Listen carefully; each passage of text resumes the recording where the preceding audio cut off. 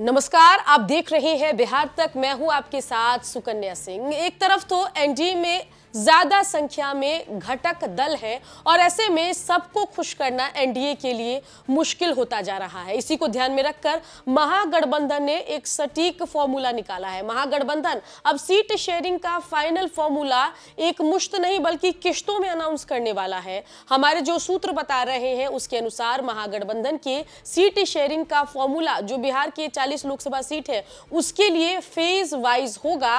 कांग्रेस के प्रवक्ता का बयान सुनिए। 7 चरण में चुनाव होने हैं तो जाहिर सी बात है कि काफ़ी समय है, 1.5 महीने का पूरा प्रोसेस हो जाएगा चुनाव का।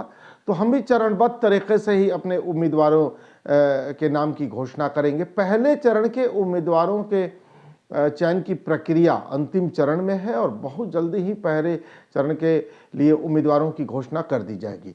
बाकी चरणबद्ध तरीके से चुनाव होंगे, चरणबद्ध तरीके से उम्मीदवारों के नाम की घोषणा भी कांग्रेस पार्टी की तरफ से होगी, इंडिया गठबंधन की तरफ से होगी। बता दें कि इंडिया अलायंस या बिहार की महागठबंधन ऐसा इसलिए कर रही है ताकि जो एनडीए के नाराज घटक दल हैं, जो एनडीए के नाराज साथी हैं, उनको महागठबंधन में आगे एडजस्ट करने का ऑप्शन खुला रहे। खासतौर पर महागठबंधन की नजर मुकेश सहनी, उपेंद्र कुशवाहा और पशुपति पारस पर है और अगर ये एनडीए से नाराज होकर अलग होते हैं, अलग चुनाव लड़ने का फैसला करते हैं तो फिर इनको महागठबंधन में साथ लाने की कवायद में इंडिया अलायंस या महागठबंधन जुटेगा और इसीलिए फेज वाइज महागठबंधन सीट शेयरिंग के फॉर्मूले को अनाउंस करेगा। पहले चरण की अगर बात की जाए तो पहले चरण में आपको बता दें कि मगध की 4 और सीमांचल की 5 यानी पहले 2 फेज की 9 सीटों पर उम्मीदवार चयन के लिए सोमवार को दिल्ली में आरजेडी और कांग्रेस के बड़े नेताओं की बैठक आज होनी है और उसके बाद